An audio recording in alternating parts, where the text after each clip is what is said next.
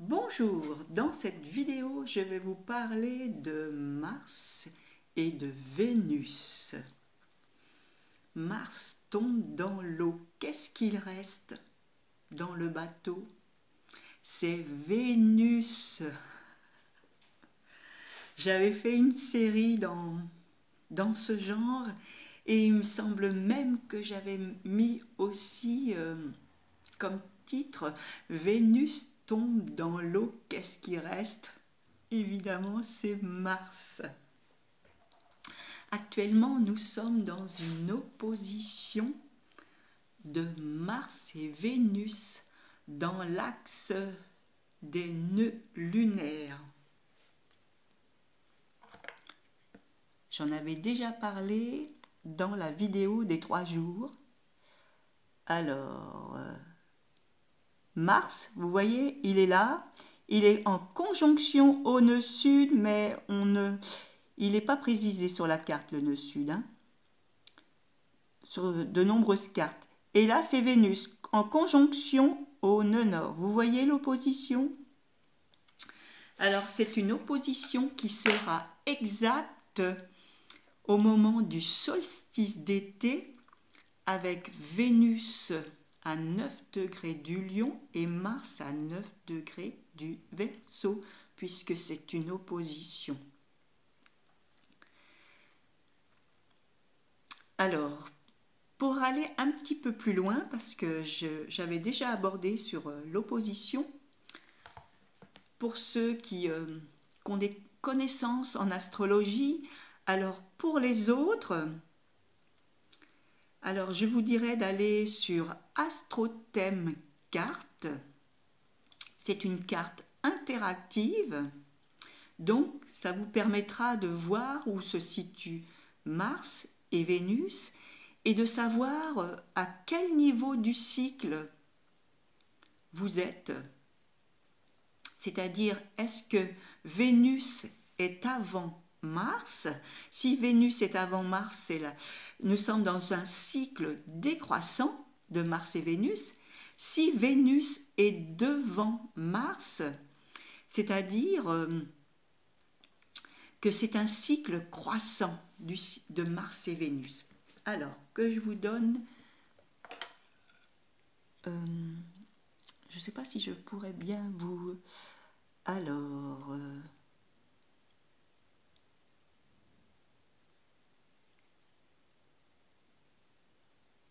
Actuellement, vous voyez, nous avons Vénus qui arrive dans le Lion. Alors, un exemple. Alors, si Mars était en Balance, Vénus est derrière Mars. Vous voyez, avant Mars, donc c'est un cycle décroissant. Oui, voilà, un cycle décroissant. Alors, un exemple. Si Mars était dans le signe du Taureau et Vénus, elle est dans le signe du Lion. Donc, c'est une phase croissante du cycle. Vous voyez toute la nuance? Donc, c'est très important de voir où se situe Vénus par rapport à Mars ou Mars par rapport à Vénus, parce que nous n'avons pas le même comportement psychologique.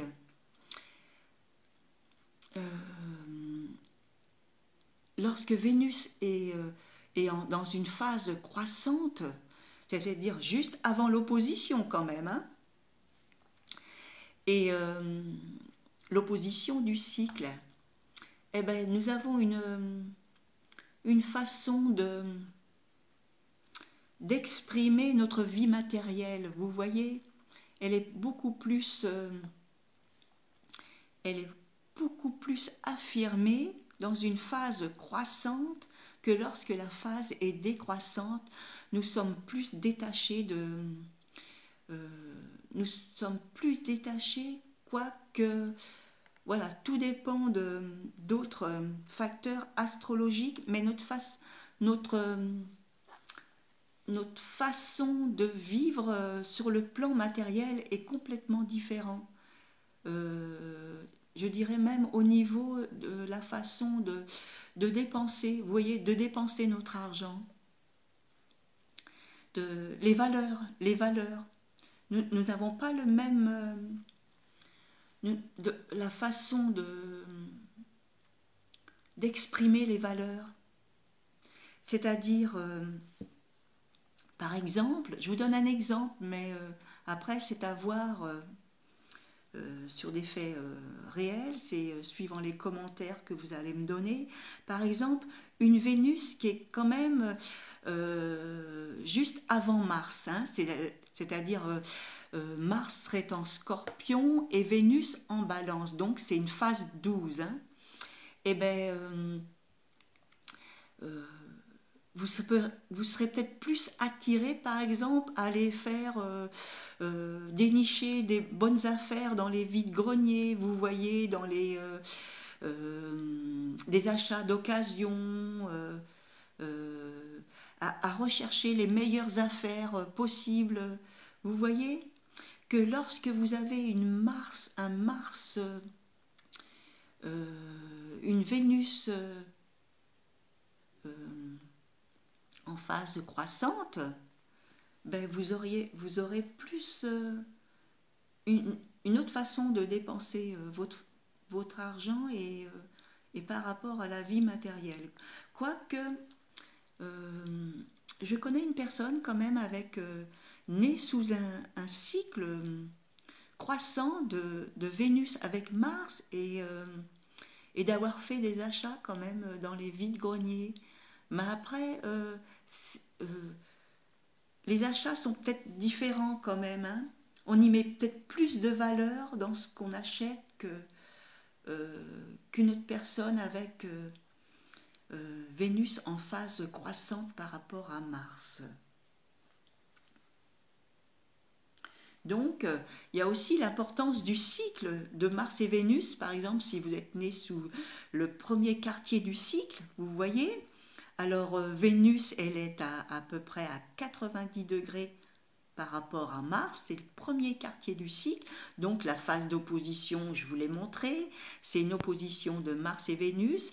Il y a aussi le dernier quartier de Mars et Vénus, alors Vénus est à 90 degrés avant Mars.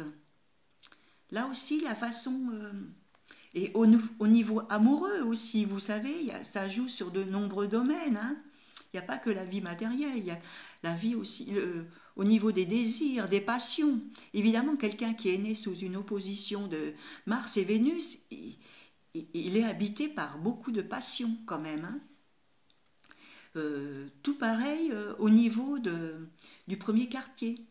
Vous voyez, et dernier quartier, mais les passions, elles ne se vivent pas de la même façon pour une personne qui est née sous un premier quartier du cycle, Mars et Vénus, ou un dernier quartier de Mars et Vénus. Il y a aussi ceux qui sont nés sous des aspects de sextile à 60 degrés, trigone, 120 degrés. Il y a aussi des aspects mineurs, comme le 40 degrés. Alors savoir aussi, vous voyez, au niveau de ces aspects, sextile, trigone, et les aspects relatifs aux aspects mineurs, tout ça, il faut voir si c'est des aspects croissants ou décroissants. Le mode de fonctionnement, il sera complètement différent. Si c'est un mode matériel ou spirituel. Vous voyez, par exemple, quelqu'un qui évolue dans un aspect sur le plan des relations, en intégrant le tantrisme. Vous savez, le tantra. Parce qu'il y a un côté très spirituel, vous voyez, et bien, il y a certainement un lien par rapport à ce positionnement de Mars et Vénus dans votre thème du ciel. Et ça serait intéressant d'avoir des retours, hein, des témoignages par rapport à votre attirance sur le plan amoureux, des relations. Et est-ce que vous attirez aussi à vous? Parce qu'il y a, une certaine forme de désir avec Mars et Vénus. Même si Mars, c'est le désir, et Vénus, la chair. Hadès qui en a écrit un livre. Alors, ah oui, c'est Vénus et Mars, la constellation du désir. Bon, là, je n'ai pas vraiment recherché, parce qu'il met beaucoup de cartes, Hadès.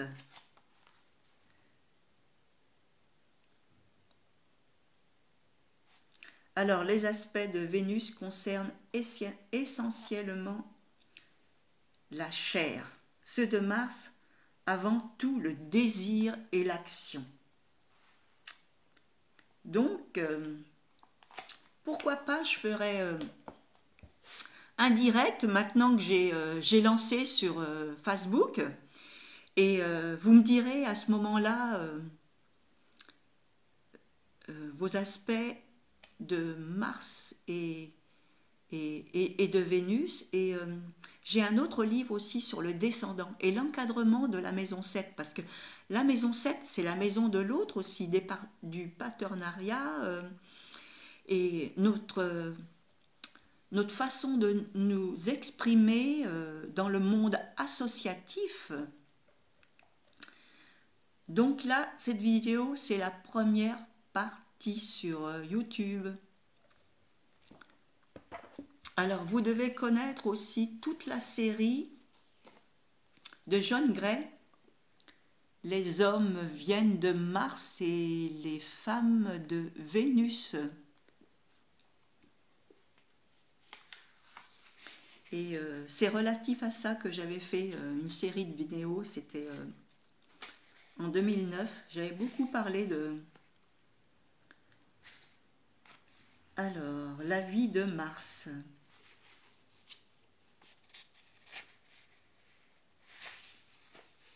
Et la vie de Vénus.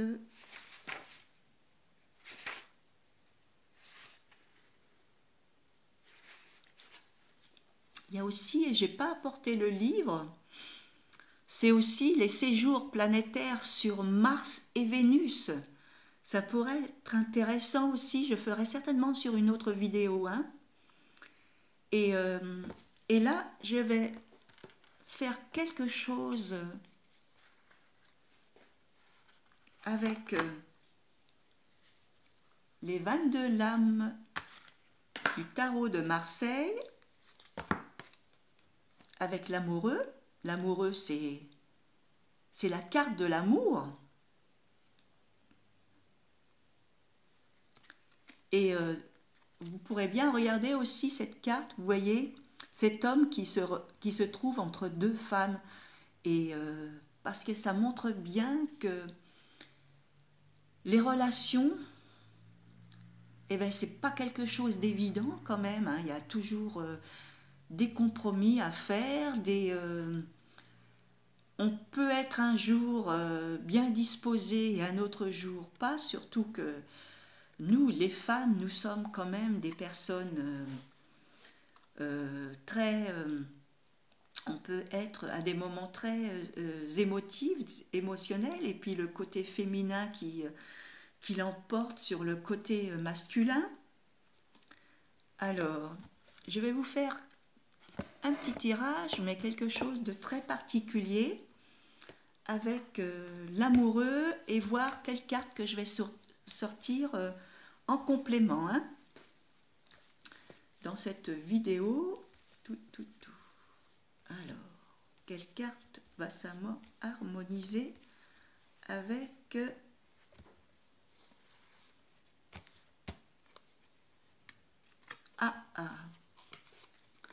la roue de fortune. Alors, qu'est-ce que ça peut dire, ça? C'est... ça peut être aussi...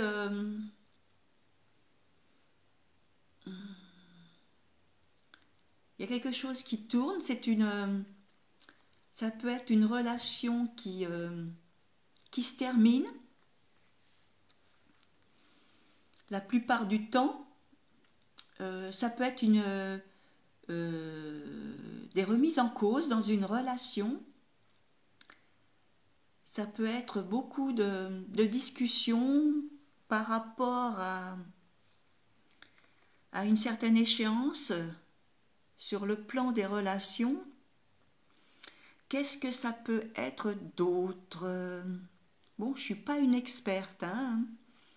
J'exprime suivant des ressentis, parce que cette roue tourne, parle de quelque chose, on va vers quelque chose de différent. Bon, je vais essayer une autre carte, hein, parce que elle me parle pas vraiment, mais je cherche encore. Ça, c'est un jeu qu'on peut faire comme ça. Par rapport, si vous êtes dans une recherche, par exemple, vous voyez, vous êtes célibataire et vous voudriez bien rencontrer une personne, donc vous choisissez l'amoureux, vous posez votre question et vous tirez une carte. Alors là, nous avons le pape. Bon, alors là, avec le pape, qu'est-ce qu'on pourrait dire et l'amoureux? On va sur quelque chose de sérieux quand même là. Hein. Ça peut parler de contrat aussi, hein, de contrat, de réflexion profonde au niveau d'une certaine évolution où là encore peut y avoir une échéance parce que, vous voyez, c'est l'association qui veut ça, mais là, c'est pas le même dialogue au niveau de la relation. Voilà qu'est-ce que je peux dire. Bon, je vais essayer encore une carte pour voir si j'ai un peu plus de chance avec ce dialogue de l'amoureux et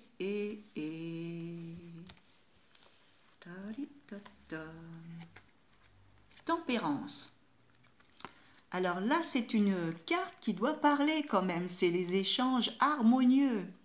Ça peut être un retour à la réconciliation de meilleure... une affection beaucoup plus épanouissante. Et là, ça peut être aussi un moment de rencontre avec quelqu'un que... il y a un échange vraiment...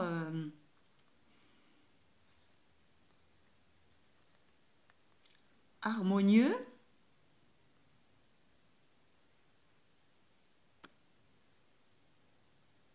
Voilà, pour les amateurs qui connaissent la symbolique des cartes, celle-ci quand même, elle est quand même plus positive que les deux premiers. Mais c'est un tirage qu'on peut faire comme ça, hein, si vous êtes en attente d'une âme sœur, que vous êtes célibataire. C'est un petit tirage que vous pouvez vous faire quand même, hein, avec bien entendu, en ayant quelques bases quand même, sur ces 22 lames. Voilà ce que je voulais vous partager par rapport à ce cycle de Vénus-Mars dans son axe d'opposition. Alors, j'ai écrit aussi un article sur le dernier, sur la pleine lune, et avec comme trame justement cette éclipse, comme je l'ai nommé aussi dans la vidéo des 3 jours du cycle Mars et Vénus, pour que vous alliez un petit peu plus loin, parce que c'est quand même quelque chose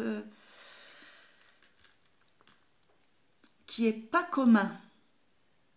C'est ce qu'on puisse dire.